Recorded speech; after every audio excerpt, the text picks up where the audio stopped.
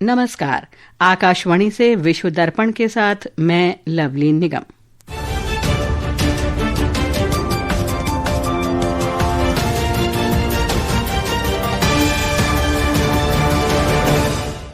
Mauritius के प्रधानमंत्री नवीन चंद्र रामगुलाम ने राष्ट्रपति द्रौपदी मुर्मू से भेंट की।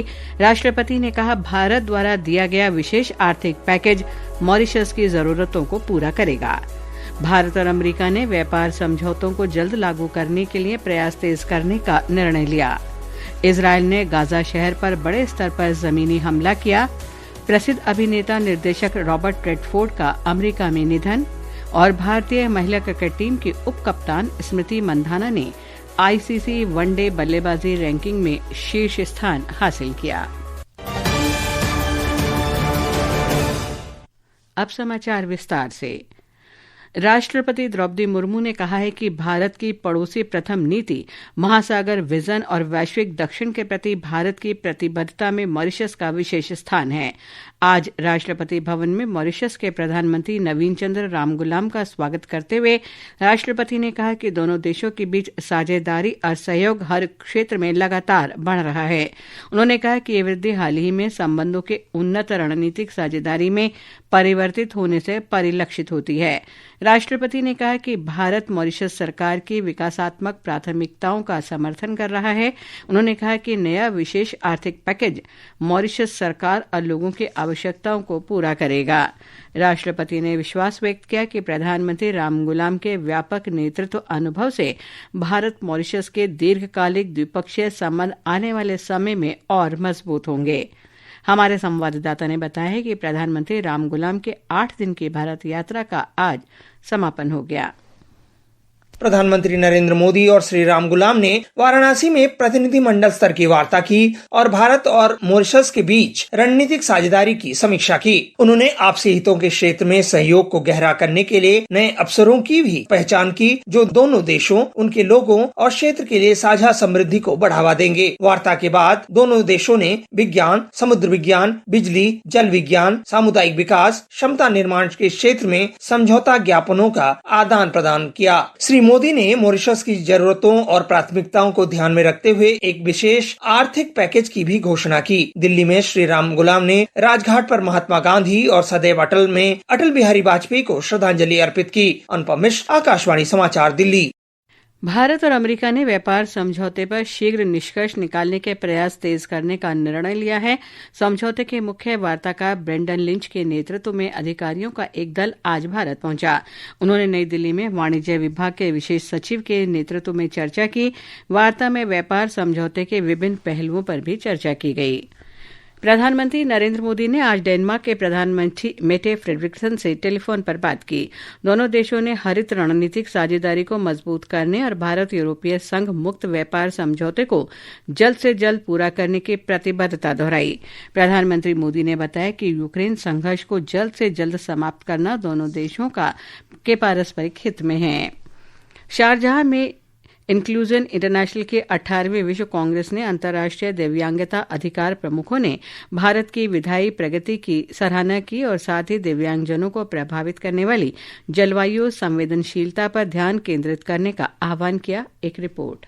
3 दिन के सम्मेलन में 74 देशों के 500 से अधिक प्रतिभागी वैश्विक दिव्यांगता समावेशन चुनौतियों का समाधान करने के लिए एकत्रित हुए। इंक्लूजन इंटरनेशनल यूनाइटेड किंगडम के कार्यकारी निदेशक जेमी कुक ने सम्मेलन में भारत की हालिया विधायी प्रगति के महत्व पर बल दिया। श्री कुक ने कहा कि भारत में रोजगार और अच्छी गुणवत्ता वाली नौकरियों तक दिव्यांगजनों की पहुंच में विधायी प्रगति हुई है। संयुक्त राष्ट्र विकास कार्यक्रम यूएनडीपी के अरब राष्ट्र सद्भावना दूत माइकल हद्दाद ने सम्मेलन के दौरान अरब राष्ट्र क्षेत्र और जलवायु कार्रवाई में भारत के महत्वपूर्ण योगदान की सराहना की। विश्व दर्पण के लिए सरफिरोजी। अमेरिका में भारतीय राजदूत विनय मोहन क्वात्रा ने भारतीय अंतरिक्ष अनुसंधान संगठन इसरो और अमेरिकी अंतरिक्ष एजेंसी नासा के बीच दीर्घकालिक अंतरिक्ष साझेदारी पर बल दिया है। उन्होंने अंतरिक्ष क्षेत्र के दोनों देशों के बीच सहयोग के महत्वपूर्ण स्तंभों में से एक बताया। वाशिंगटन में भारत अमेरिका अंतरिक्ष सहयोग कार्यक्रम में श्री क्वात्रा ने कहा कि चंद्रयान मिशन, आर्टेमिस समझौता और निसार प्रक्षेपण सहित कई मिशनों और कार्यक्रमों के माध्यम से यह सहयोग और बढ़ रहा है। ये आकाशवाणी है और आप सुन रहे हैं विश्व दर्पण। इजरायल ने आज गाजा शहर पर जबरदस्त जमीनी हमला किया। फलस्तीन ने इसे 2 साल के युद्ध में अब तक की सबसे भीषण बमबारी बताया है। इजरायल ने कहा है कि उसने आतंकवादी ढांचे पर कड़ा प्रहार किया है। इजरायल के सैनिक बंधकों की रिहाई और हमास की हार सुनिश्चित करने के लिए बहादुरी से लड़ रहे हैं। सैनिक मुख्य शहर में और अंदर तक जा रहे हैं। आने वाले दिनों में सैनिकों की संख्या बढ़ेगी और गाजा में 3000 हमास लड़ाकों का सामना करेगी।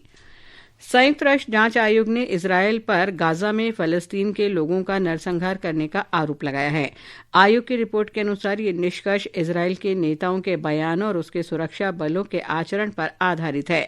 अंतर्राष्ट्रीय कानून के अंतर्गत नरसंहार के रूप में परिभाषित 5 में से 4 घटनाएं वर्ष 2023 में संघर्ष शुरू होने के बाद हुई हैं। उधर इजरायल ने रिपोर्ट को विकृत और झूठा बताते हुए खारिज कर दिया है।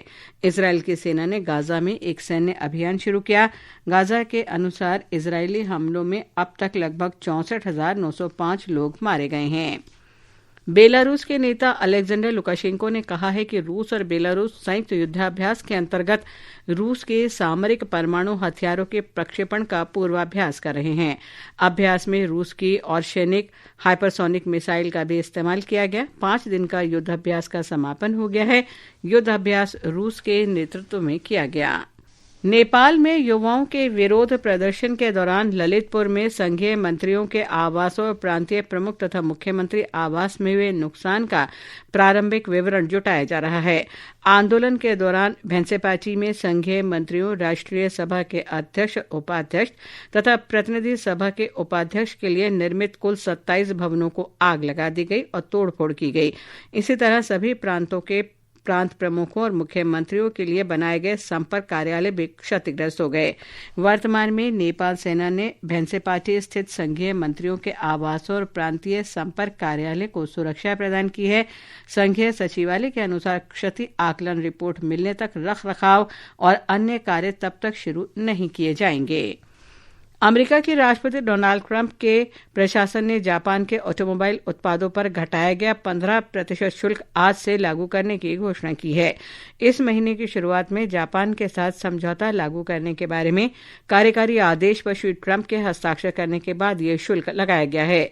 समझौते के अंतर्गत अमेरिका ने जापान के ऑटोमोबाइल और कल पुर्जों पर शुल्क मौजूदा 27.5% से घटाकर 15% करने पर सहमति व्यक्त की है। अंतर्राष्ट्रीय परमाणु ऊर्जा एजेंसी IAEA का 69वां सम्मेलन वियना में हो रहा है। ये सम्मेलन परमाणु ऊर्जा और प्रौद्योगिकी के शांतिपूर्ण उपयोग और वैश्विक परमाणु अप्रसार व्यवस्था की सुरक्षा की तत्काल आवश्यकता पर केंद्रित है। हॉलीवुड अभिनेता निर्देशक रॉबर्ट रेडफोर्ड का 89 वर्ष की आयु में आज अमेरिका में निधन हो गया। अभिनेता निर्देशक निर्माता रेडफोर्ड को Butch Cassidy and the Sundance Kid, the Sting और ऑल द प्रेसिडेंट्स मेन जैसी श्रेष्ठ फिल्मों में उनकी भूमिकाओं के लिए जाना जाता है। और अब खेल खबरों के साथ हैं शशांक कुमार। भारतीय महिला क्रिकेट टीम की उपकप्तान स्मृति मंधाना आईसीसी वनडे बल्लेबाजी रैंकिंग में शीर्ष स्थान पर पहुंच गई हैं। रविवार को ऑस्ट्रेलिया के साथ मैच में अर्शद की पारी खेलकर उन्होंने रैंकिंग में इंग्लैंड की कप्तान नेट साइवर ब्रंट को पीछे छोड़ दिया। उधर चीन में PV Sindhu China masters badminton tournament के सिंगल्स प्री क्वार्टर फाइनल में पहुंच गई हैं। पहले दौर में सिंधु ने डेनमार्क की जूली डवाल को सीधे गेम में पराजित किया। इस बीच टोक्यो में सर्वेश कुशारे विश्व एथलेटिक्स चैंपियनशिप की ऊंची कूद स्पर्धा के फाइनल में 6ठे स्थान पर रहे। उन्होंने 2.28 मीटर की कूद लगाकर अपना सर्वश्रेष्ठ प्रदर्शन किया। और अंत में मुख्य समाचार एक बार फिर। मॉरिशस के प्रधानमंत्री नवीन चंद्र रामगुलाम ने राष्ट्रपति द्रौपदी मुर्मू से भेंट की। राष्ट्रपति ने कहा, भारत द्वारा दिया गया विशेष आर्थिक पैकेज मॉरिशस की जरूरतों को पूरा करेगा। भारत और अमेरिका ने व्यापार समझौते को जल्द लागू करने के लिए प्रयास तेज करने का निर्णय लिया। इजरायल ने गाजा शहर पर बड़े स्तर पर जमीनी हमला किया। प्रसिद्ध अभिनेता निर्देशक रॉबर्ट रेडफोर्ड का अमेरिका में निधन। और भारतीय महिला क्रिकेट टीम के उपकप्तान स्मृति मंधाना ने आईसीसी वनडे बल्लेबाजी रैंकिंग में शीर्ष स्थान हासिल किया। इसके साथ ही विश्व दर्पण का ये अंक समाप्त हुआ। नमस्कार।